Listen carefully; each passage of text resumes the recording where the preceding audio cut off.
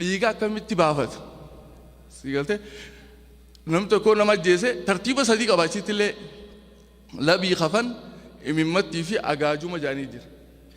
labii khafan jechuun namni tokko yeroo inni du'e horii tokko qalanii nama saniin awwaalan labii khafan jaanii san booda taaziyaa ta'an jechuudha achi booda guyyaa 15 booda loon 15 horii deemuu hin dandeenye warra nama irraa du'e saniif fidan imimmattii jaaniin imimmaa warra sanii qoysuuf 15 kun achi booda baatii muraasatti qabataniiti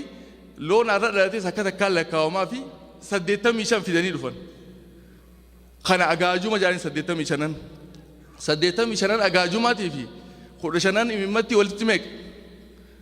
dhibba gumaan nama tokko horii dhibbaa Oromoon achirra kaayate kuni qarooma abbaan kee halee qabaachuu ture ka'aate irra quban qabne jechuudha. You have to find a lot about Oromos. Waan Oromoo